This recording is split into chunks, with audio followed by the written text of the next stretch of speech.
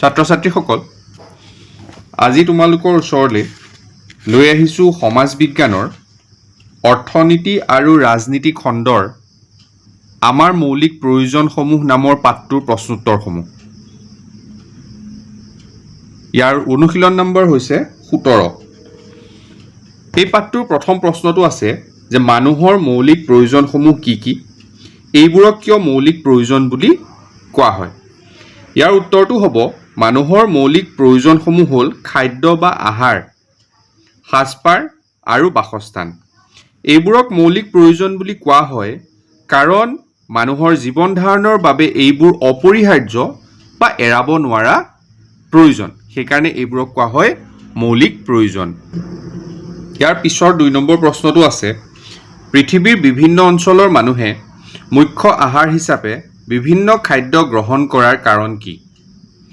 ইয়াৰ উত্তৰটো হ'ব পৃথিৱীৰ বিভিন্ন অঞ্চলৰ মানুহে মুখ্য আহাৰ হিচাপে বিভিন্ন খাদ্য গ্ৰহণ কৰে কাৰণ পৃথিৱীৰ যি অঞ্চলত যিবোৰ খাদ্য সামগ্ৰী প্ৰচুৰ পৰিমাণে উৎপন্ন হয় সেইবোৰকে সেই অঞ্চলৰ মানুহে প্ৰধান আহাৰ হিচাপে গ্ৰহণ কৰে।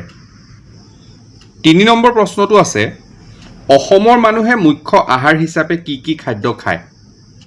ইয়াৰ উত্তৰটো হ'ব অসমৰ মানুহে মুখ্য আহাৰ হিচাপে ভাতৰ লগতে বিভিন্ন জলপান যেনে কোমল চাউল, চিৰা, দৈ, গুড় আৰু পিঠাগুড়িৰে তৈয়াৰী বিভিন্ন পিঠাপনা খায়।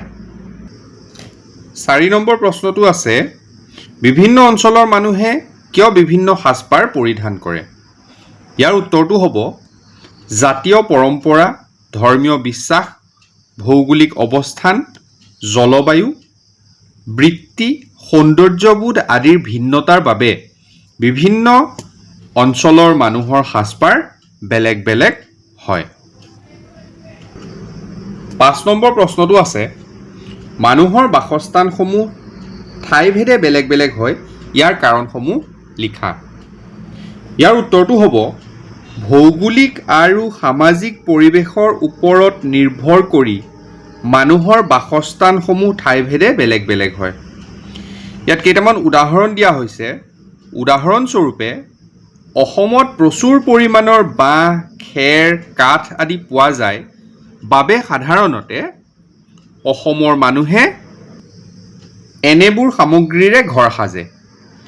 জাৰ আৰু জহৰ প্ৰকোপ বেছি হোৱা বাবে বিহাৰ, উত্তৰ প্ৰদেশ, মধ্যপ্ৰদেশ আদি ৰাজ্যৰ মানুহে মাটিৰে ঘৰ সাজে। 6 নম্বৰ প্ৰশ্নটো আছে খালী ঠাই পূৰ কৰা। 6 নম্বৰ ক যে আমাৰ শৰীৰৰ বৃদ্ধি আৰু পুষ্টিৰ বাবে আমি ইয়াত ডেছ আৰু ডেছ গ্ৰহণ কৰোঁ বুলি প্ৰশ্নটোত আছে। ইয়াত হ'ব খাদ্য আৰু পানী গ্ৰহণ কৰোঁ। খ নম্বৰটো আছে মানুহে জীয়াই থকাৰ বাবে দিনটোত দুবেলা, এইটো খালী ঠাই আছিলে, এইটো হ'ব নিয়মীয়াভাৱে খোৱা আহাৰক মূল আহাৰ বা প্ৰধান আহাৰ বুলি কোৱা হয়। গ নম্বৰটো আছে শীত, তাপ, ৰ'দ, ধূলি মাকতি আদিৰ পৰা ৰক্ষা পাবলৈ আৰু ডেছ নিবাৰণৰ বাবে, এইটো হ'ব লজ্জা নিবাৰণৰ বাবে মানুহক সাজপাৰৰ প্ৰয়োজন। ঘ নম্বৰটো দিয়া আছে সাজপাৰে মানুহক ডেছ আৰু ডেছ দাঙি ধৰে, যে হ'ব সাজপাৰে মানুহৰ ৰুচিবোধ আৰু ব্যক্তিত্ব দাঙি ধৰে। ঙ নম্বৰটো আছে বাসস্থান বা ঘৰে মানুহক প্ৰাকৃতিক বিপদৰ পৰা ৰক্ষা কৰি আশ্ৰয়, নিৰাপত্তা আৰু বিশ্ৰাম প্ৰদান কৰে। ইয়াত মই যিকেইটা শব্দৰ তলত আস্তানি দিছোঁ সেইকেইটা খালী ঠাই আছিলে, সেইকেইটা তেনেকৈ ভৰাই দিবা তোমালোকে।